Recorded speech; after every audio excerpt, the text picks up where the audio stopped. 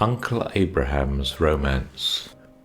"No, my dear," my Uncle Abraham answered me. "No, nothing romantic ever happened to me. But no, that wasn't romantic either. I was. To me, I being 18, romance was the world. My Uncle Abraham was old and lame. I followed the gaze of his faded eyes, and my own rested on a miniature that hung at his elbow chair's right hand, a portrait of a woman whose loveliness even the miniature painter's art had been powerless to disguise. A woman with large lustrous eyes and perfect oval face. I rose to look at it. I had looked at it 100 times. Often enough in my baby days I had asked, "Who's that, Uncle?" Always receiving the same answer, "A lady who died long ago, my dear." As I looked again at the picture, I asked, "Was she like this?" "Who?" Your romance." Uncle Abraham looked hard at me. "Yes," he said at last, "very, very like." I sat down on the floor by him.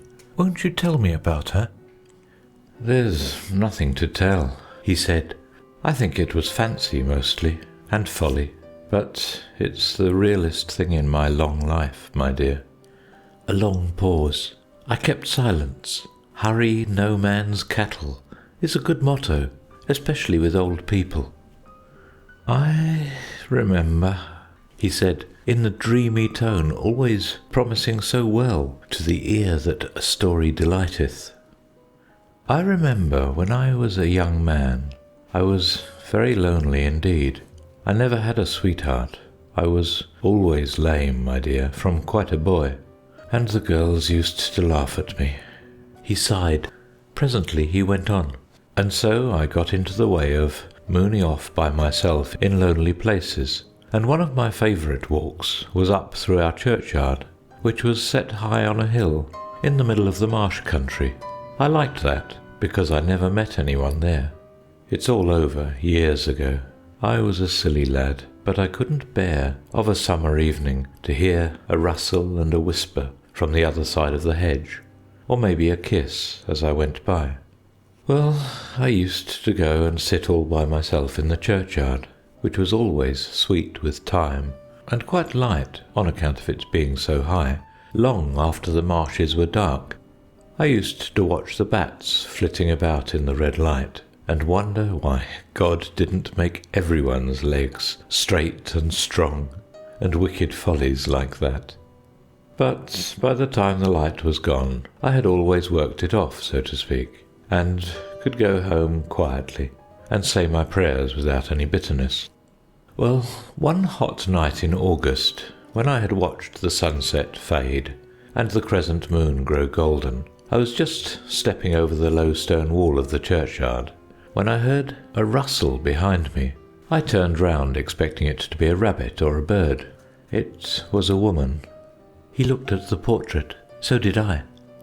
"Yes," he said, "that was her very face."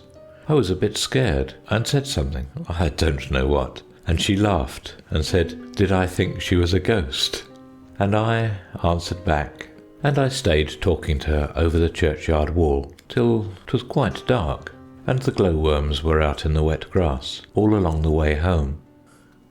Next night I saw her again, and the next night, and the next, always at twilight time, and if I passed any lovers leaning on the stiles in the marshes, it was nothing to me now. Again my uncle paused. "It's very long ago," he said slowly, "and I'm an old man, but I know what youth means, and happiness, though I was always lame, and the girls used to laugh at me. I don't know how long it went on. You don't measure time in dreams. But at last your grandfather said I looked as if I had one foot in the grave, and he would be sending me to stay with our kin at Bath and take the waters. I had to go. I could not tell my father why I would rather had died than go." "What was her name, uncle?" I asked. She never would tell me her name, and why should she? I had names enough in my heart to call her by. Marriage? My dear, even then I knew marriage was not for me. But I met her, night after night, always in our churchyard where the yew trees were, and the lichened gravestones. It was there we always met and always parted.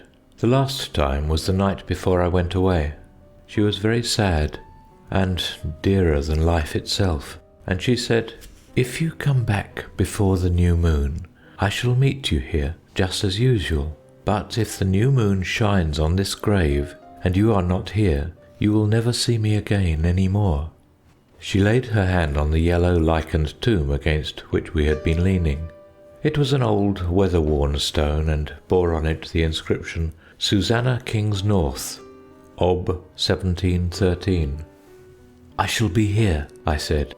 "I mean it," she said, with deep and sudden seriousness. "It is no fancy. You will be here when the new moon shines." I promised, and after a while we parted. I had been with my kinsfolk at Bath nearly a month. I was to go home on the next day, when, turning over a case in the parlour, I came upon that miniature. I could not speak for a minute. At last I said, with dry tongue, and heart beating to the tune of heaven and hell, "Who is this?" "That," said my aunt. "Oh, she was betrothed to one of our family many years ago, but she died before the wedding. They say she was a bit of a witch. A handsome one, wasn't she?" I looked again at the face, the lips, the eyes of my dear and lovely love, whom I was to meet tomorrow night when the new moon shone on that tomb in our churchyard. "Did you say she was dead?" I asked, and I hardly knew my own voice. "Years and years ago. Her name's on the back, and her date." I took the portrait from its faded red velvet bed, and read on the back, "Susanna King's North, Ob 1713.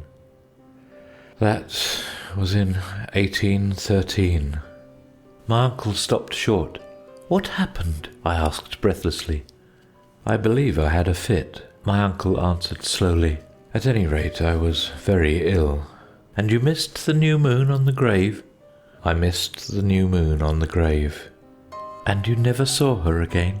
"I never saw her again." "But, uncle, do you really believe... Can the dead... Was she... Did you... My uncle took out his pipe and filled it. "It's a long time ago," he said. "A many, many years. Old men's tales, my dear. Old men's tales. Don't you take any notice of them." He lighted the pipe, puffed silently a moment or two, and then added, "But I know what youth means, and happiness, though I was lame, and the girls used to laugh at me.